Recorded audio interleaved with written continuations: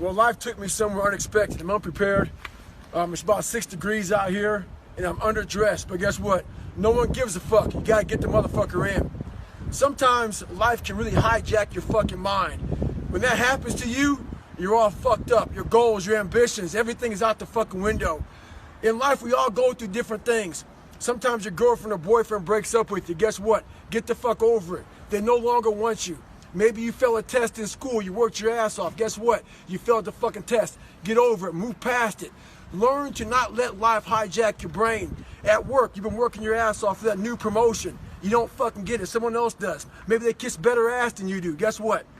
Get over it. Life will hijack your mind if you let it. Don't allow all these things to make you a lesser person. You must own your mind. Don't let life own yours. Get after it. Stay hard.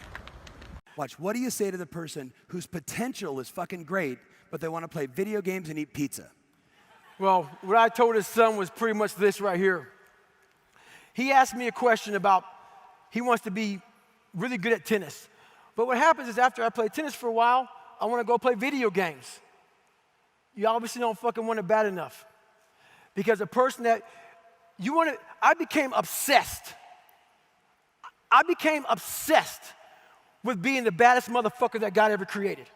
Am I that? I don't care. I believe it.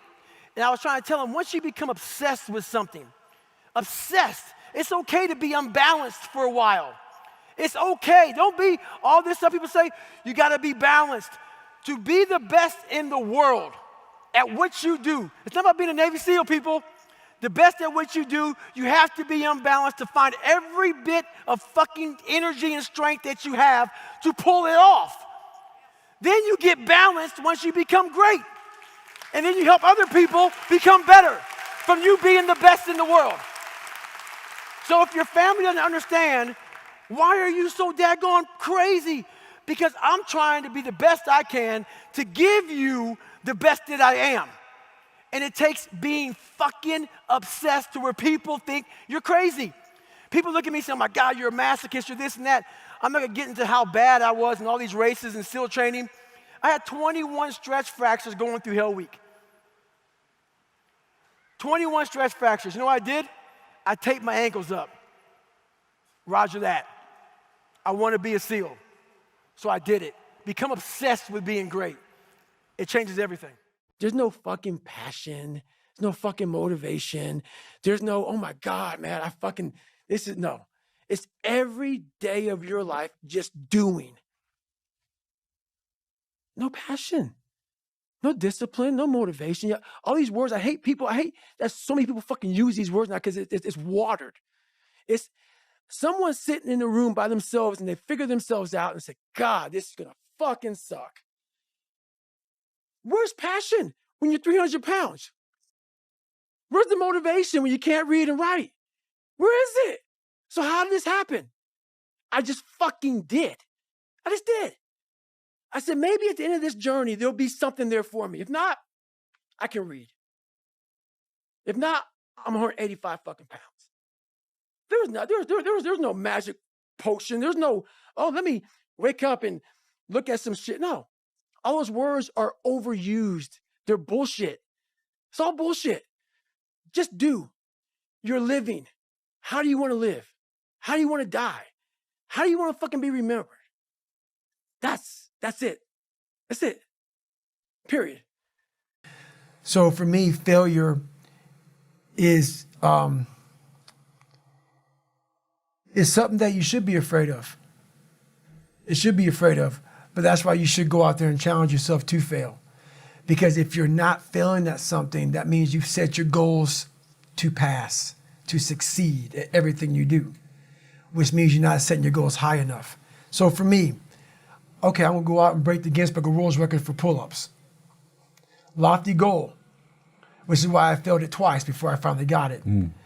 I knew going into everything I've ever done in my life, Navy SEAL training 3 times before I got it. Everything I've ever done in my life took me 3 times before I got it. I knew that there was a huge possibility of failure. But what I gained from failure is this. When you see a movie and you watch a movie about a person who keeps failing, and at the end, they succeed. How do you feel after you watch that movie? Elated. Amazing, Yeah. right? Yeah. I become the movie. I want to feel how I feel watching someone else in the movie. When I watched Rocky get his ass kicked and I watched all these different things of failure, I was able to put myself there and say, God, man, how much do you feel now that you finally got there? That's what failure has done to me. I've watched so many things and watched someone succeed at the end of it. It's like, God, I want to feel like that. But failure causes that one feeling. Without that failure involved, you don't have that feeling. If you just pass and you succeed and you're great, that feeling, yeah, okay, I'm good. What takes you years, months, years to accomplish because you just can't get over the hump, but you continue going back to the drawing board. You're looking for those few seconds after you finally figure out the equation, whatever the equation may be, to get you to finally pass, to succeed. I live for that feeling, but I can't get that feeling without going through, fuck, I failed this equation. I failed this one, I failed this one, I failed this one. Oh, I'm figuring it out. So you start to feel it before you even pass, before you even get to the success part. And then once you succeed, the feeling is unbelievable. And you take that feeling of success through failure and you put it in your cookie jar. And you say, I'll come back and get you again. I'm gonna need you again down the road in my life. I'm a big believer in doing things that make you uncomfortable. So we live in a world that we want to be as comfortable as we can. And we wonder why we have no growth. We wonder why when the smallest thing in our life gets difficult, we wonder why we cower and we run away. Because we are kind of living our whole life is set up that way. Our whole life is set up in the path of least resistance. We don't want to suffer. We don't want to feel discomfort. So the whole time we're living our lives in a very comfortable area. There's no growth in that. So for me, I realized that. The reason I became 297 pounds is because that was comfortable. What was very uncomfortable was running. What was very uncomfortable was being on a diet. What was very uncomfortable was trying to face things that I didn't want to face. And I also realized when I was really big, I had no growth. Why? Because I was living comfortable. So I realized for me to find growth, I had to face all of these different things that made me very, very uncomfortable. And that's the one thing I'll say right now to people listening to this. A real person, a real alpha, a real go-getter, they ain't saying shit about nobody. Correct. That's why you will never, ever hear me dropping somebody's name, running my mouth about somebody. I don't know what you went through. I don't know what you're going through. I didn't wear the shoes you wore when you were a kid. I didn't grow up in your fucked up house. I didn't have your fucked up family. I don't know shit about you. So guess what I do? Shut the fuck up. Because real men don't say shit.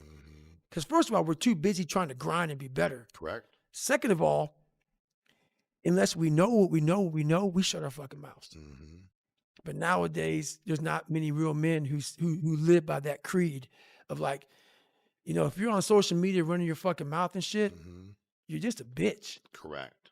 You're honestly, and that's not me trying to be some after school special shit. You really are a bitch.